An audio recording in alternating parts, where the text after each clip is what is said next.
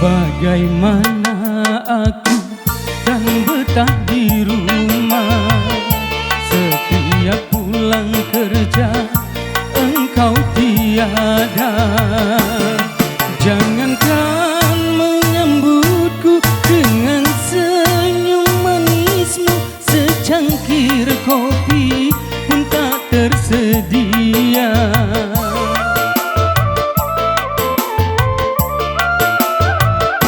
Suami yang mana yang tak akan marah bila makan dan tidur selalu sendiri.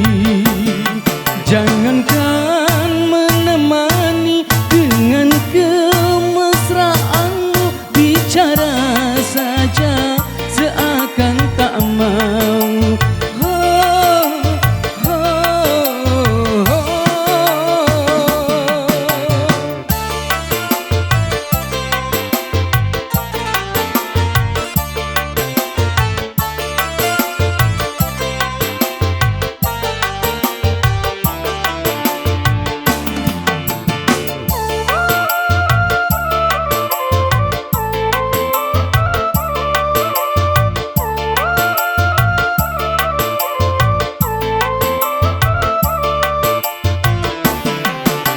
Ku pulang malam karena tak tahan mencari hiburan di luar rumah.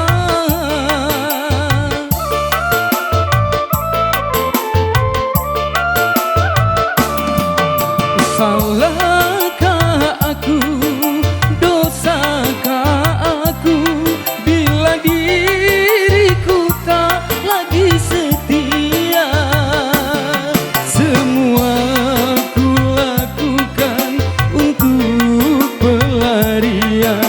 Agar engkau sadar, istriku sayang.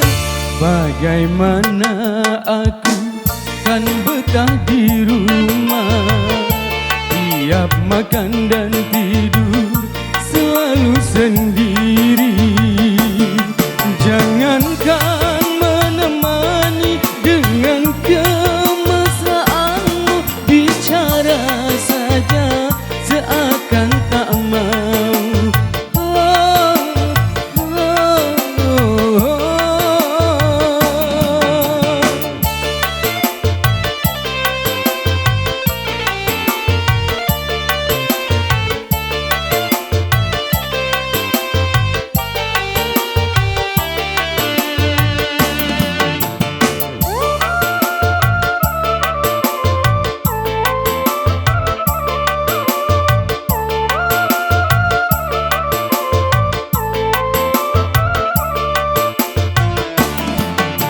Ku pulang malam karena tak tahan mencari hiburan di luar rumah.